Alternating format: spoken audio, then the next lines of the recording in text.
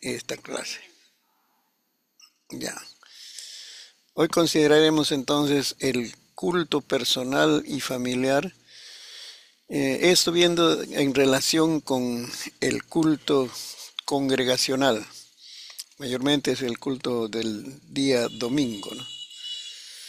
Es importante que podamos distinguir entre cultivar nuestra vida espiritual durante la semana. Ahí también el Señor lo declara una reunión o una iglesia familiar, podemos llamarlo, lo que es donde están dos o tres congregados en mi nombre, allí estoy yo en medio de ellos. Entonces, en casa, cuando nos reunimos, también es una expresión de la iglesia. Es una iglesia familiar, es una iglesia la más pequeña, podemos decir, dos o tres. Pero eh,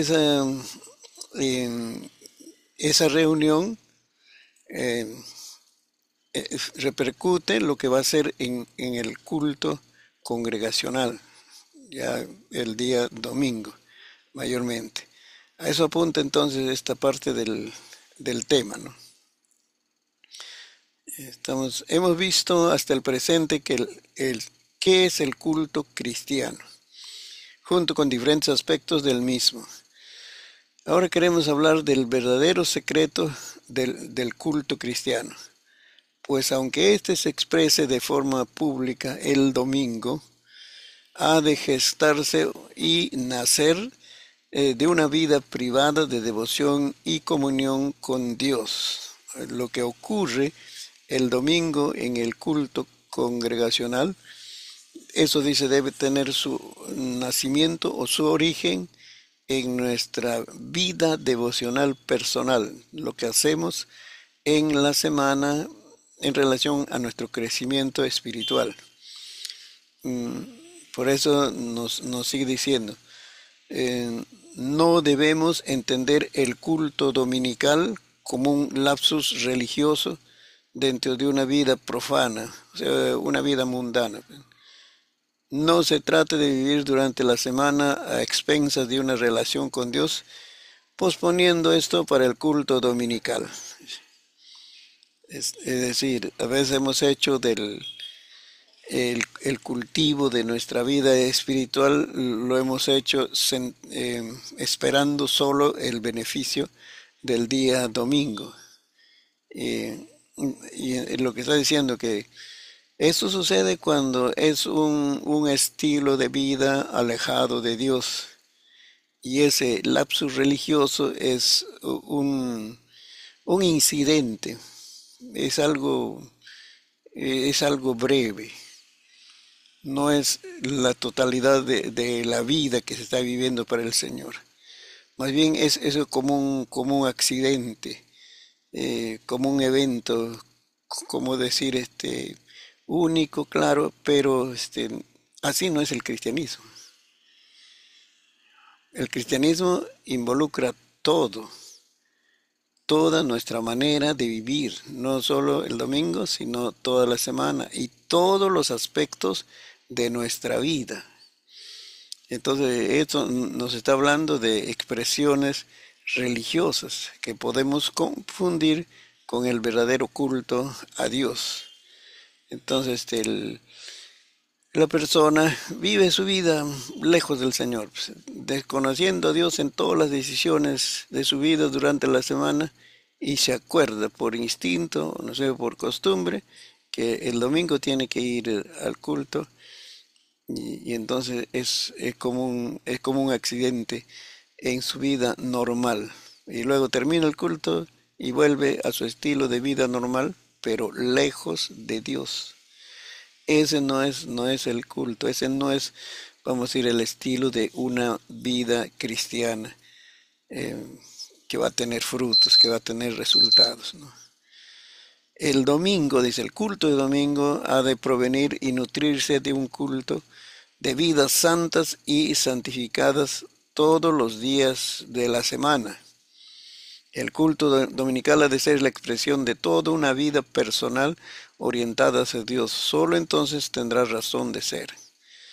En este sentido está hablando, si yo voy a celebrar a Dios el día domingo, entonces le alabo, le bendigo su nombre, estoy feliz con él, reconozco las obras que Dios ha hecho en mi vida, mayormente en el relación a la salvación. Entonces eso significa que eh, durante la semana también estás viviendo para agradar a Dios. He visto la mano de Dios en mi vida porque estoy en una continua comunión con Él. Él está gobernando las áreas de mi vida. Y entonces esa relación feliz que vivo con mi Cristo durante la semana, lo celebro corporativamente, lo celebro junto con mis hermanos en la iglesia. Ese es el culto, es el estilo de vida, ¿no? De lo que estamos viviendo durante la semana feliz con el Señor, entonces vamos a celebrar. Pero no sería una celebración a Dios, es que estamos hablando de adorarle, de darle. Si mi estilo de vida durante la semana es alejado de Dios, no agrada a Dios, más bien le causa preocupación, dolor a Dios, porque Dios ama de dos maneras. Dios ama con alegría, satisfacción, viendo a sus hijos en obediencia, agradándole en todas sus decisiones grandes y pequeñas, pero Dios ama también con dolor a sus hijos que no están viviendo en obediencia. Claro que Dios sigue amándote. Dios abre puertas, oportunidades para que se reconcilie ese hijo. Entonces, ¿cómo sería una celebración si durante la semana le estoy causando tristeza, dolor a mi Padre Celestial? Y el domingo, es decir, salto de alegría y tengo expresiones fervientes de alabanza. De eso está diciendo. Entonces, no hay una coherencia entre el culto personal o la vivencia familiar y el culto público, corporativo, con toda la iglesia. No hay coherencia. De eso está tratando, ¿no? Por eso él dice, el culto a nivel personal no es solo un diálogo agradecido y gratificante por parte del hombre con Dios, es a la vez la recuperación de su integridad que ha perdido, ¿no? Es la ceremonia festiva de la vuelta al hogar que había perdido. Pues, ahora, eso tendría sentido, ¿no? Quiere decir que si yo voy al culto a adorarle, entonces estoy celebrando de lo que Dios ha hecho en mi vida. Eh, por causa del pecado he perdido mi integridad, pero Dios me está restaurando y es una vivencia diaria. Por causa del pecado he perdido mi hogar espiritual y entonces estoy caminando hacia mi destino de mi hogar celestial. Y entonces tiene coherencia que el domingo es una celebración a Dios de todo lo que ha hecho, el esfuerzo. En verdad vivimos en un mundo donde es todo lo contrario a las cosas de Dios. Y esa es la vivencia en la semana. Pero en medio de ese mundo corrompido, sigo avanzando a mi meta, ¿no? De llegar al hogar celestial. Y por eso tiene sentido entonces el que celebro en el culto esa realidad que estoy viviendo, ¿no? De eso nos está hablando este tema, ¿no? Por eso entonces la piedad personal, piedad se entiende de dos maneras, la santidad, que es como decir, es una virtud, ¿no? Del cristiano, o como también la compasión que se tiene por otra persona, ¿no? Dice, debe ser fraguada en el diálogo vivo y fresco del hombre con Dios mediante su palabra en el crisol de una liturgia que partiendo del individuo trasciende a la familia y a la iglesia para revitalizarlo. Entonces, esa santidad personal, dice, eh, se desarrolla a través del acercamiento a la palabra, porque durante la semana he estado cerca de la palabra, recibiendo el alimento espiritual que es la palabra de Dios y obedeciendo lo que me aconseja la palabra. Dice. Y por eso entonces ahora voy a la iglesia y celebro para el Señor. Entonces, esa es es vivir con la fortaleza, con el vigor de Dios.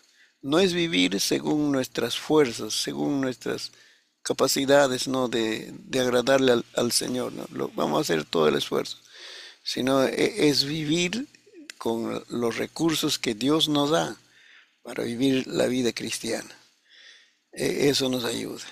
Por eso entonces el alimentarnos espiritualmente no debe depender del culto congregacional del domingo. Sí, ciertamente eh,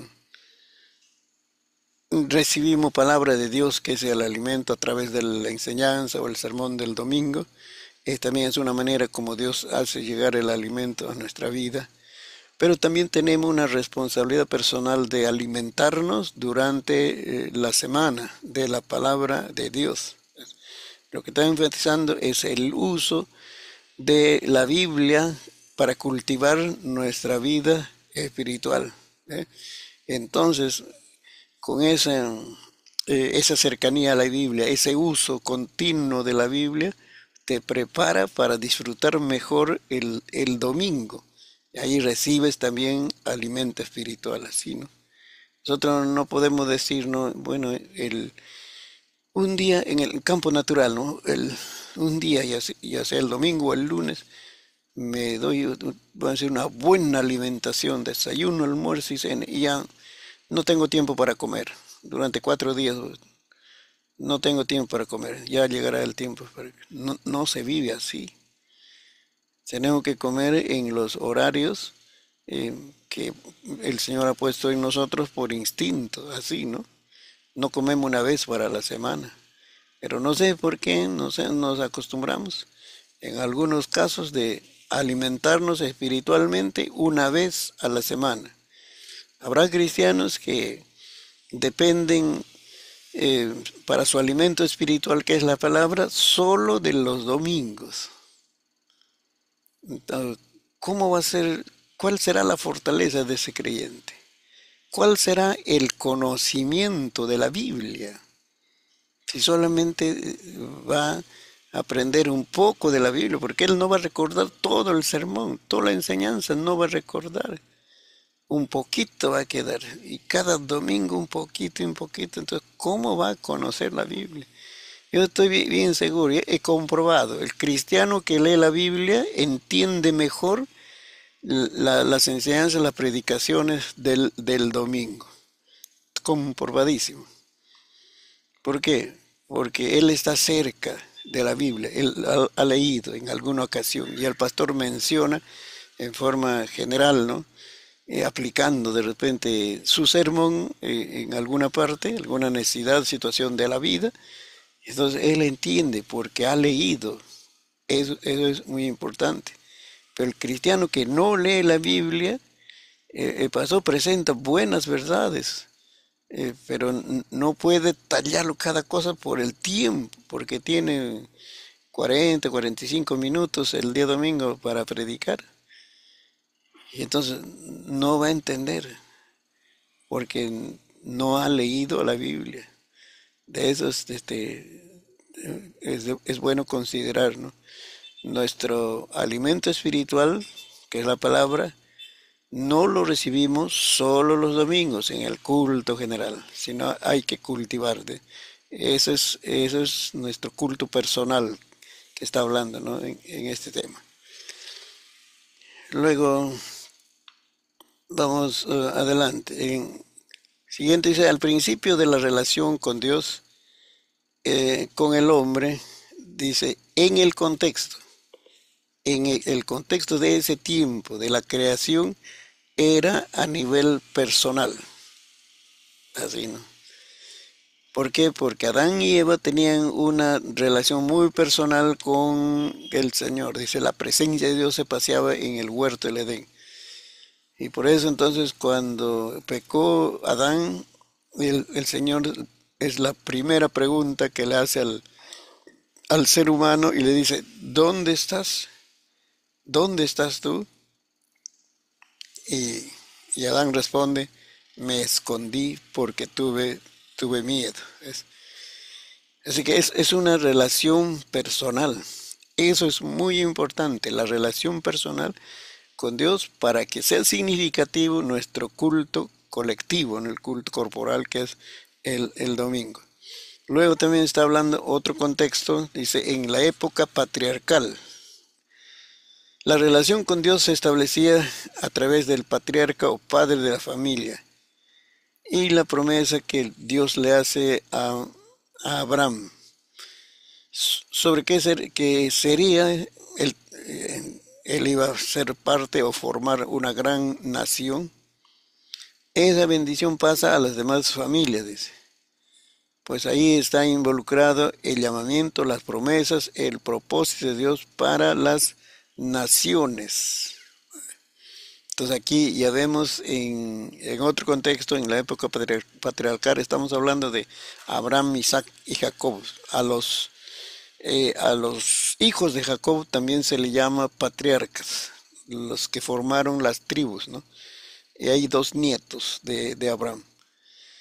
Estos son cabezas de naciones, porque cada tribu es una nación dentro del país que se llamaba Israel, ¿no? Antes que se divida.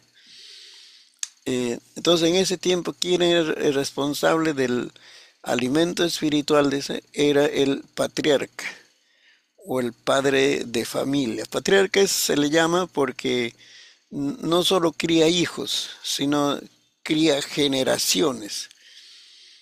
Entonces ahí hijos, nietos, bisnietos, generaciones. O sea, lo que él hizo, lo que él hace, eh, repercute en las siguientes generaciones. Por eso a eso se le llama patriarca. Padre es el padre de sus hijos, ¿no? La primera generación después de él. Entonces, por eso es que vivían muy unidos las familias. La familia nuclear somos nosotros, papá, mamá, hijos, ¿no? La familia extendida, así lo describen socialmente, a esa familia extendida ministraba el patriarca. Y por eso entonces las promesas que le dio a Abraham, Dios le dio personalmente de ser una nación grande, esas promesas él lo transmitía a las otras generaciones. Abraham le enseñaba. A Isaac le habrá enseñado, vamos a ser una nación grande. Yo tengo una promesa. ¿Ves? A Jacob le habrá enseñado. Así personalmente, ¿no? Así, instruyendo. Ya pues Jacob llega a ser su nieto. ¿Ves? Y entonces ahora las otras generaciones también, eso era la manera de ese tiempo, contaban la historia de sus antepasados. Entonces ahí vemos a un Jacob conversando con su hijo Rubén de repente, ¿no? Mira, tu bisabuelo conversó con Dios y Dios le ha dado esta promesa de que vamos a ser una nación grande, un país y vamos a tener territorio.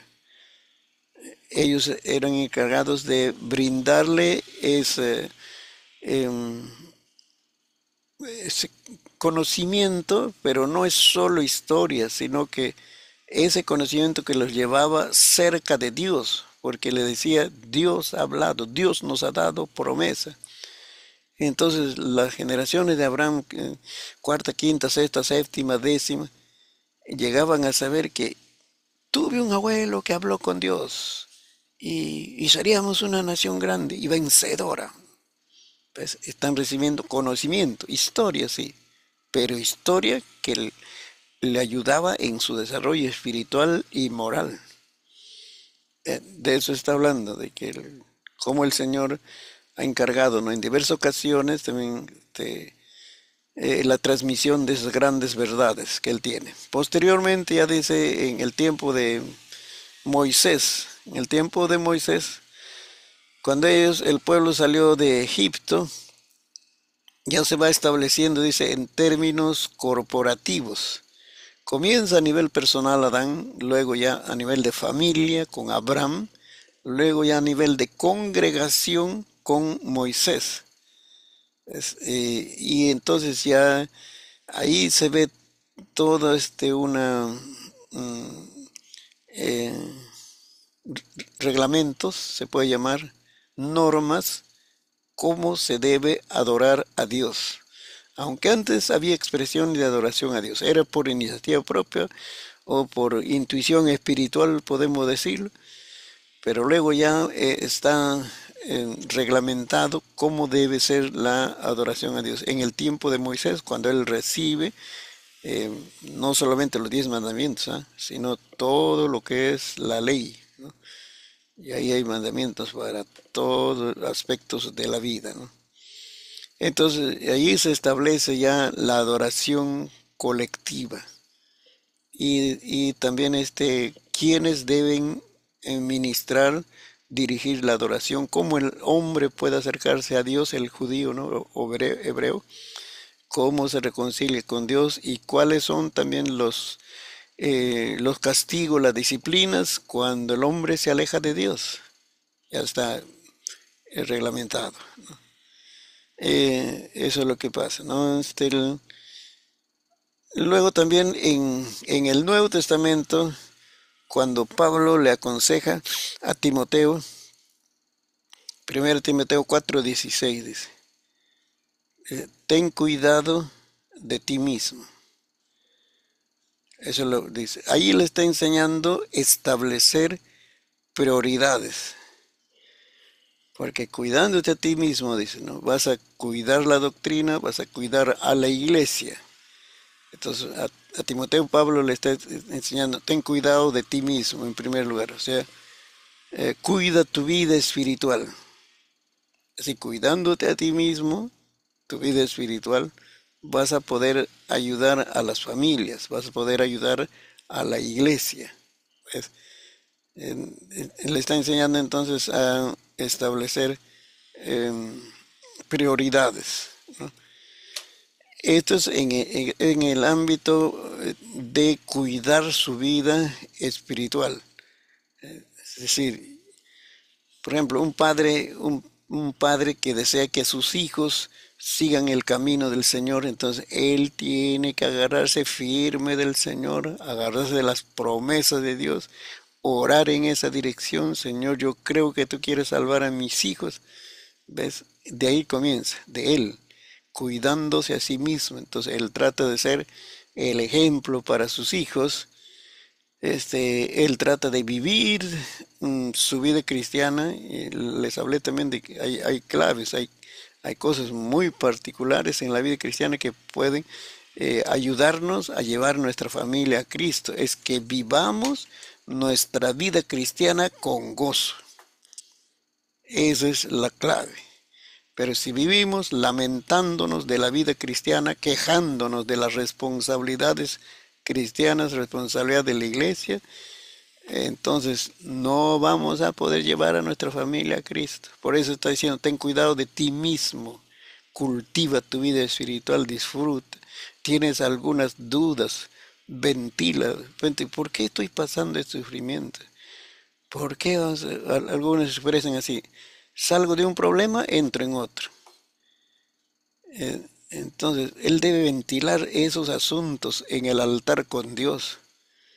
Y entonces ya con un nuevo conocimiento o reforzado espiritualmente, ahora le brinda a sus hijos, vamos a decir, ese, esa realidad espiritual. Eso es lo que está diciendo, establece prioridades. Porque cuida a ti mismo y luego cuida a tu familia y a la iglesia más tarde va a decirlo. Eh, En el ámbito familiar dice, no olvidemos que nuestra primera iglesia es nuestra familia. Eso está hablando de los pastores también, porque con nuestros hijos estamos ejerciendo también pastorado, estamos pastoreando. Ahí está una pequeñita iglesia, vamos a decir, ¿no? No quiere decir que te vas a salir de la iglesia general, sino tienes que ver de ahora yo soy el que voy a brindarle el alimento espiritual a mis hijos de una manera u otra manera. Y entonces de eso está hablando, de que podemos cuidar, ¿no? Establecer esa prioridad. Y luego ya vamos a ser como una familia edificada y que tenemos visión de servir al Señor. Participamos de una iglesia local. Somos de bendición a esa iglesia. Y vamos con este lema: yo y mi casa serviremos a Jehová. Primero, mi familia, las personas, servirán a Jehová. Los bienes que Dios me ha bendecido servirán a Jehová. Cuando vas con esa visión, tu familia es una bendición al avance del Evangelio. Ahora no, ya está establecido, ¿no? Adoración es dar, es dar. Eso es la verdadera adoración, ese es el verdadero culto. Nos damos al Señor. Y porque nos damos al Señor, entonces el Señor dice, eres buen mayordomo. Te voy a dar otras bendiciones. Necesitas más bendiciones, porque tú eres un buen mayordomo. O sea, recibes y das. Pero un mal mayordomo recibe, no, recibe y no da. Entonces va a decir, no está entregando el encargo. Yo le estoy dando el encargo para que dé a otros, pero no está entregando el encargo. Y ahí vienen los problemas en casa. Así es, ¿no? Luego dice, eh, y este, y esta forma de vivencia ha de ser el modelo de esa opción distintiva ante la sociedad secular que nos contempla. Ahora dice, una familia así, primero el padre se ha cuidado de sí mismo, ha transmitido esa bendición a su familia, participa de una congregación, entonces ¿qué va a afectar? Dice, a la sociedad. Va a afectar a la sociedad. Este es el aporte social que brinda la iglesia, que nosotros, el cristianismo no es un asunto solo de reuniones, oración, cantar, vivir religiosamente, no.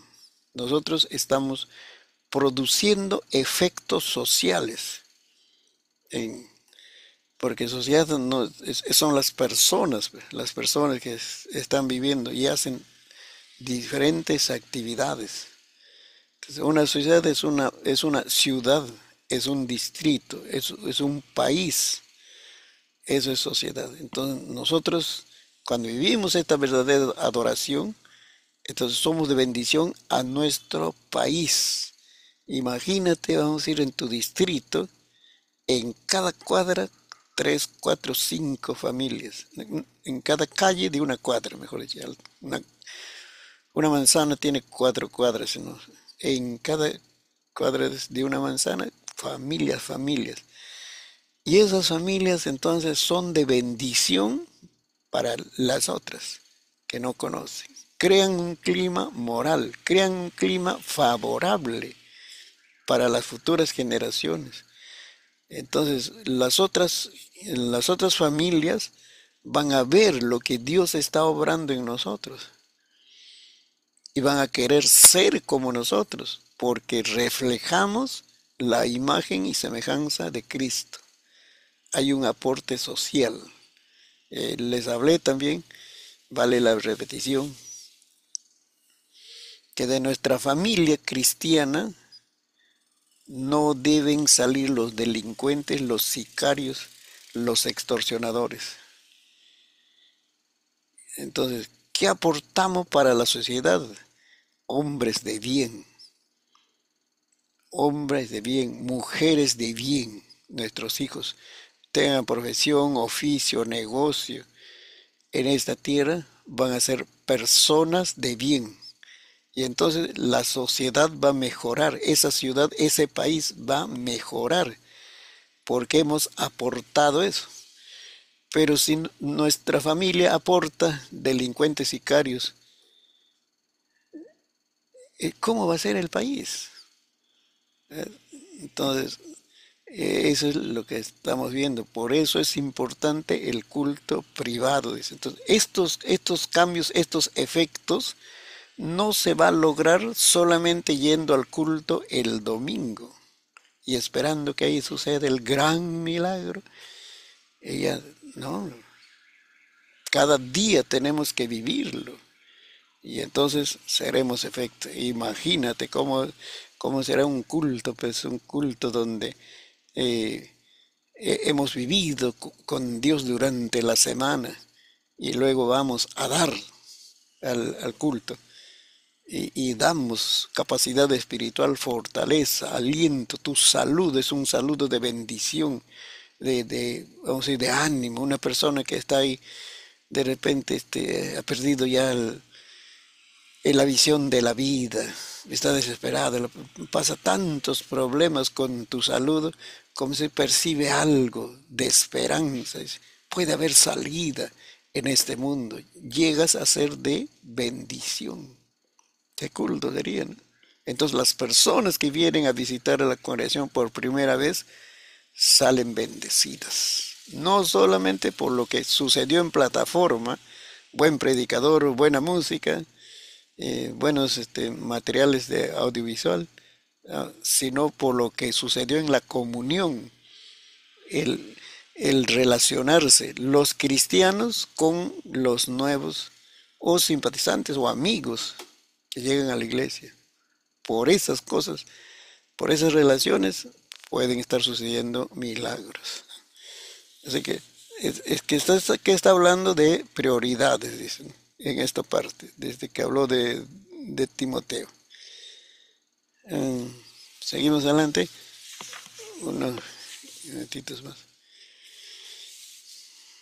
Ya dice, la oración, desde aquí comienza, la oración antes de comenzar el servicio, si es posible en compañía de los ancianos o del predicador de turno, es esencial para recibir la bendición y rogar por la congregación y el desarrollo del culto. ¿Eh?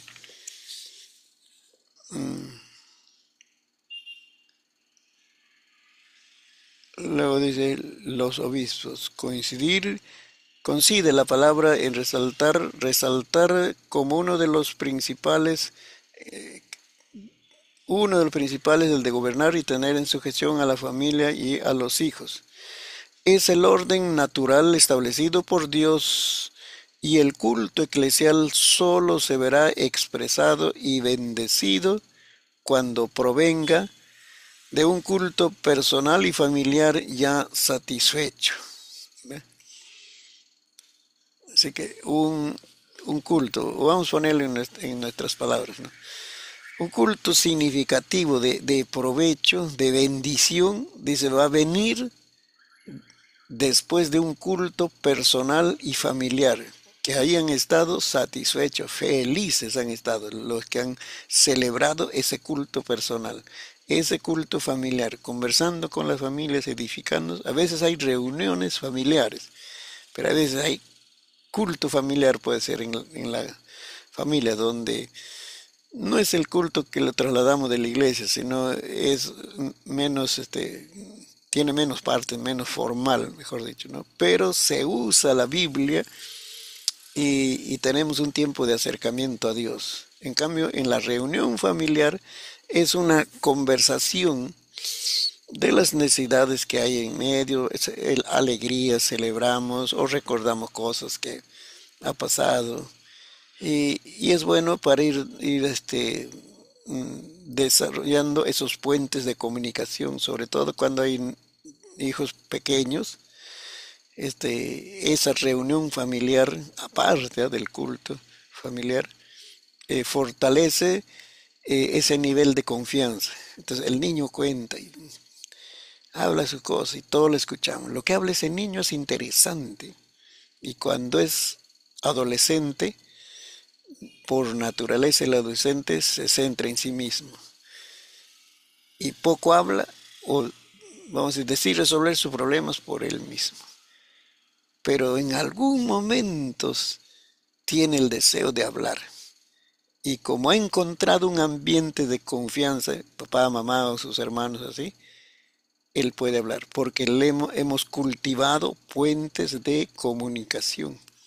Eso ayuda a la reunión familiar, ¿no?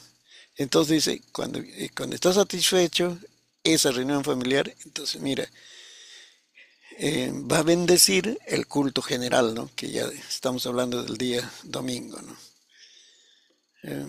Sin embargo, dice, no queremos dar la impresión de fomentar una postura individualista y subjetiva que supedite el culto a la disposición o participación individual, pues es claro que el individuo no sostiene el culto, participa de él, participa del culto, aportando unas veces más, otras veces menos.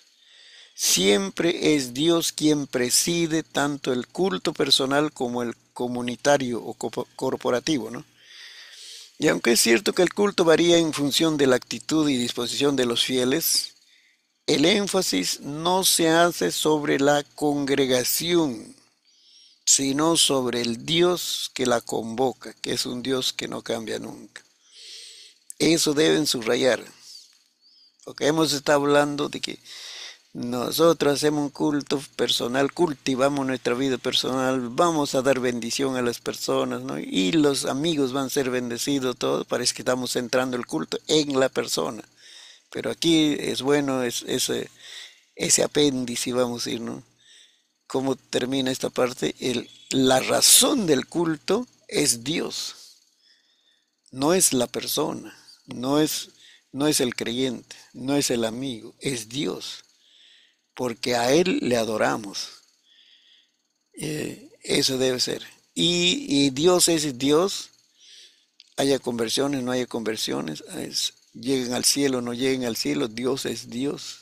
El cielo será cielo, seguirá siendo cielo, aunque muchos hay rebeldes, los hijos de Dios no se desvían, Dios es soberano. Entonces la razón del culto es Dios. Eso no debemos perder de vista. Entonces Dios es glorificado cuando se convierten las almas. No, la razón del culto no es las personas en sí. Las personas son atendidas, son bendecidas, porque todo esto, lo que nosotros vivimos, ¿no? Nuestra experiencia con Dios de salvación, es feliz caminar en unidad con nuestros hermanos, ¿no? Somos parte de una familia, recibimos oportunidad de servicio, ¿no? Todo esto es por los méritos de Cristo que nos ha reconciliado con Dios. Por eso entonces no debemos perder de vista esto es muy importante, ¿no? Entonces, yo cuando estoy preocupado por la salvación de las almas, desde que se conviertan, Señor, toca los corazones, restaura a los que se han desviado del camino del Señor, pero no debo perder de vista que es para que se cumplan los planes de Dios. Dios va a estar feliz cuando se cumplan sus planes y propósitos en esta tierra. Entonces, ese enfoque o esa advertencia es muy importante. Si no, vamos a caer en el humanismo. El humanismo es todo centrado en el ser humano. Ya está mi hermano Manuel López.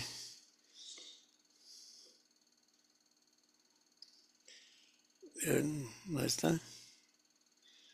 ¿A quién le toca hoy día la exposición? Sí, sí, me estaba avisando.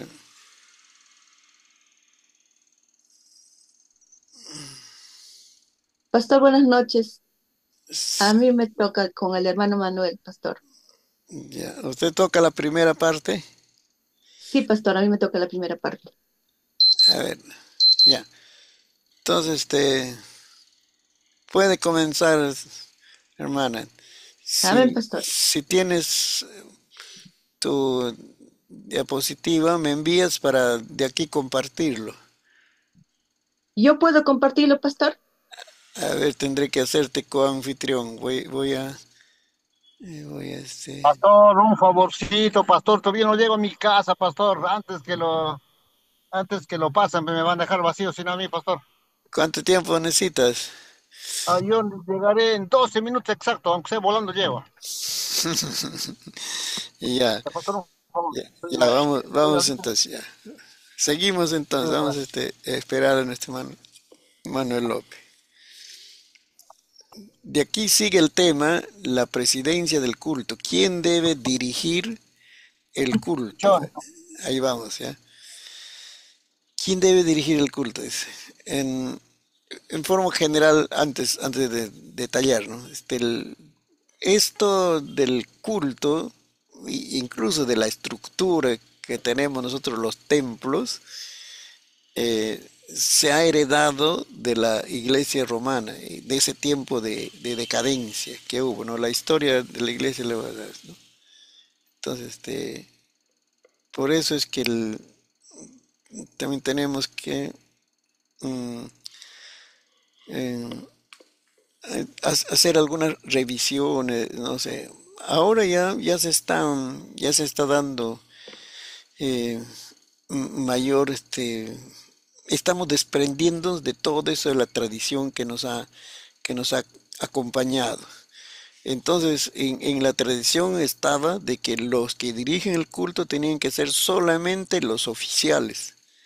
O sea, gente, vamos a decir, que está preparada 5 7 10 años, ellos nomás.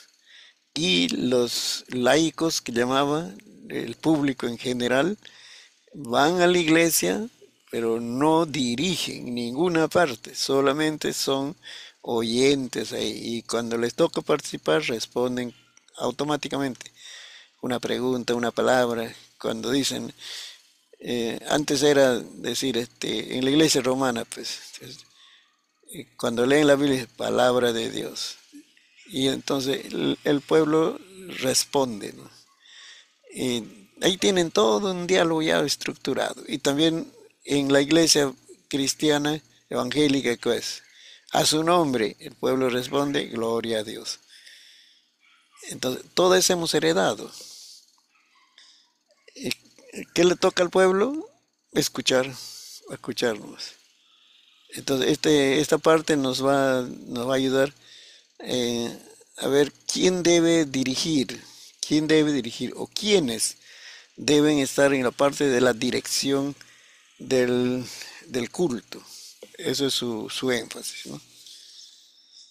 Aquí dice, toda liturgia debe tener muy presente que la presidencia de un culto implica una firme dirección, pues cuanto más libertad tenga la congregación para expresarse, tanto mayor ha de ser la labor del presidente para saber darle el cauce equilibrado, a veces animando a la participación de los hermanos o limitando a aquellos que por afán de protagonismo quieren monopolizar el culto.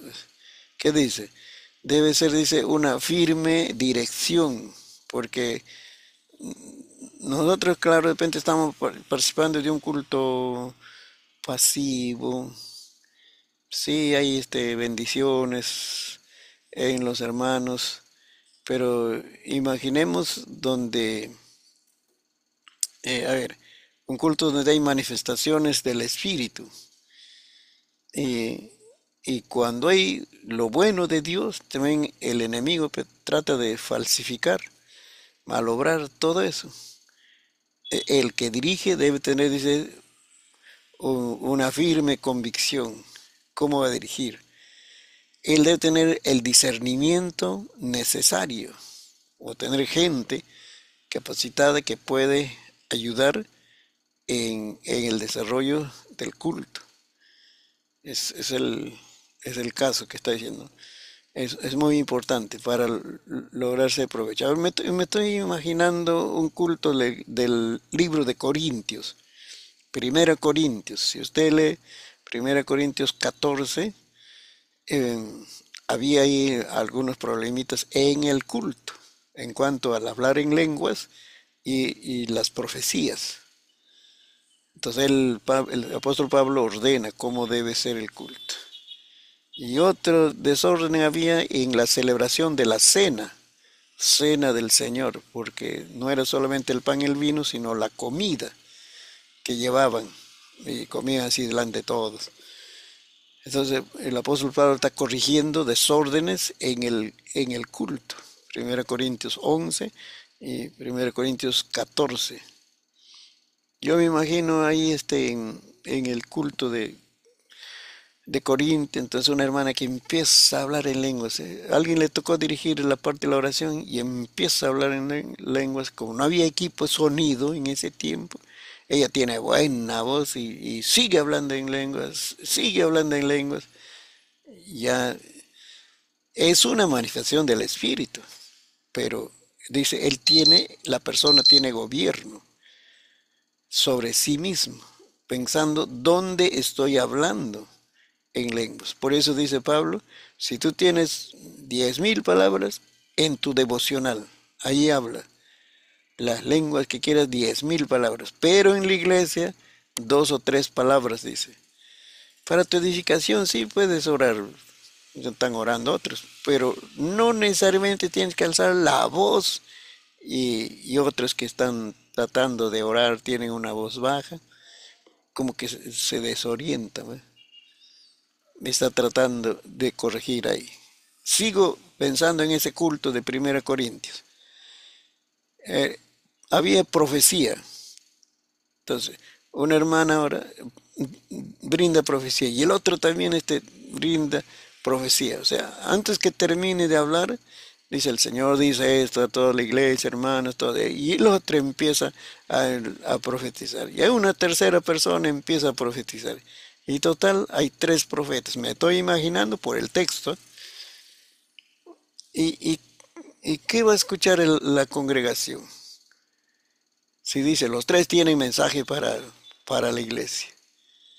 Entonces el director ahí tiene que ser firme y enseñar o dirigir. Sí, hermanos, deben, deben ya este, deben ya comenzar eh, calmarse y ordenarse, dice, profetice uno, los otros examinen. Luego dice, le toca al otro, profetiza, ¿sí? Orden, orden. Es lo que está hablando. Es necesario esa dirección. Y ahora en nuestro tiempo hay manifestaciones emocionales. Se emocionan, hay un mover del espíritu, se emocionan. Es una reacción. Yo creo que la hermanita lo hace con sinceridad. Disfruta del Señor. Pero el caso está en que ella es consciente de sí misma. No es que cuando hay una mención del Espíritu Santo, no sé lo que hacía, no sé lo que botaba la silla, tumbaba a las personas. No, eso no es, eso es desorden ya. Por eso está diciendo, el director debe tener una dirección firme. Cuando hay esta manifestación, ya preparar a la gente o de anticipar, decir, hermanos, estamos en este culto. Yo sé que hay libertad de orar todo, pero somos conscientes de que el culto debe hacerse en orden. Hay un tiempo de oración, hay un tiempo de canto, de palabra. Y si alguno tiene alguna necesidad, ¿no? Vamos a tener algunos líderes ahí, ujieres, que le van a acompañar, a apoyar. De repente usted ya está bendecido con las lenguas, lo lleva la hermanita a un lugar de oración, pues, ahí, pero no pues delante de todo el público, ¿no? Por un lugar ahí y que siga orando. En otras iglesias, así ellos han contado. no el libro, sino el mismos. Nosotros tenemos un equipo de Ministerio de Intercesión, dice, y esos están equipados para administrar sanidad, liberación, y a veces el enemigo se manifiesta en un culto. ¿Qué hacemos? Tenemos hermanos bien fornidos, le llevan al hermanito, a la hermanita o a la persona, al, hay un lugar ahí, y sigue ahí la liberación. Y el culto normal continúa. Ellos están encargados, dice, porque no hace pues una administración ahí delante de todo el público, hay personas invitadas nuevas, ellos no comprenden. Entonces tienen ya, que tratan de llevar en orden el culto. Eso es lo que estamos viendo la presidencia del culto debe tener esa firmeza, ¿no?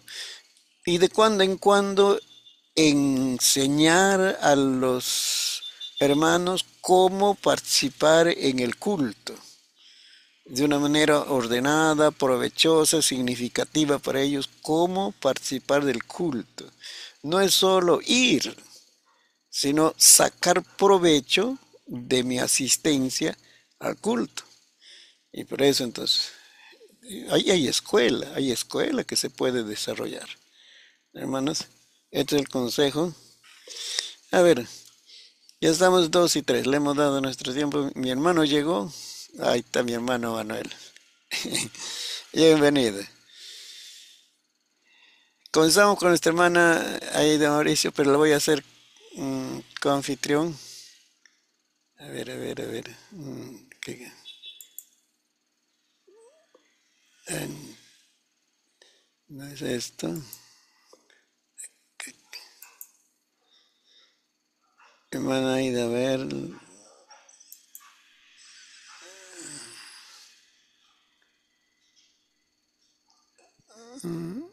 Anfitrión dice ahí. A ver.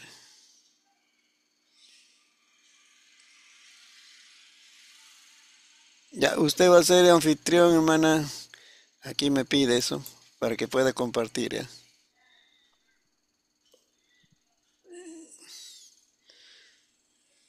Ahí, bueno. Ya está. Ya ves. Adelante. Su audio. Pastor, buenas noches. Buenas noches. Amados hermanos, muy buenas noches. En esta noche nos toca exponer al hermano Manuel López y quien les habla la hermana Aida Mauricio. El tema que vamos a exponer se llama el culto en los tres grandes centros de adoración precristiana. En este tema especial veremos todo el Antiguo Testamento en la adoración a Dios en las tres etapas principales. Se refiere a la etapa religiosa que lleva a cabo en el tabernáculo, en el templo y en la sinagoga. Cada uno de estos sitios representa un lugar de adoración judía. El tabernáculo representa la propia presencia de Dios. Si pudiéramos estar en la puerta del tabernáculo, veríamos el altar del holocausto, que nos recuerda que Cristo pagó nuestros pecados en la cruz. Gracias a ese sacrificio podemos entrar en la presencia de Dios. A continuación del altar nos encontramos en la fuente de bronce, donde los sacerdotes debían lavarse las manos y los pies antes de ministrar el lugar santo. Esto simboliza para nosotros que debemos lavarnos de nuestros pecados para estar con buena actitud dispositiva antes del culto. Luego, ya estando dentro del lugar santo, nos encontramos en el candelero de oro, símbolo de la palabra de Dios como luz de nuestra vida. Después de la mesa con los panes de la propiciación, un pan por cada tribu, símbolo de la mesa del Señor, de la comunión de todo el pueblo de Dios. Al final de la habitación se encuentra el altar del incienso que está siempre encendida. Ello simboliza la vida de oración y plegaria de los santos. Ya estando en el lugar santísimo está el arca del pacto, en la que se encuentra una muestra del maná, la tabla de la ley, la vara de Aarón reverdecida, que simboliza la adoración en la misma presencia del Señor. Del tabernáculo, la iglesia primitiva toma como ejemplo la verdadera esencia de la fe. El candelabro como luz de la palabra de Dios, los panes representan la Santa Cena, el altar del incienso como la oración de los santos y el sacrificio expiatorio de Cristo por nuestros pecados, por cuanto en el tabernáculo era una verdadera adoración a Dios. Muchas gracias. Continúa nuestro hermano Manuel. Ya, hermano, ¿me puede aceptar, pastor? Sí, te voy a hacer anfitrión. Ya. Ya, ahorita, hermano. A ver, ahí nomás puede, parece que ya está ya. No, no, no, no. No, no, ¿Se ve, pastor? voy Ya, pásame, pastor, pásame. ya, ya, un ratito, ratito. Cierra tú. Y ahora, No, no está diciendo. No quiere. Anclaje de sale. a ver. Mándame tu diapositiva a mi WhatsApp. Acá está, pastor, ya está ya. Acéptame nomás. Acá, you're from workplace, ya está ya. English. Pero aquí, oh, sí, sí.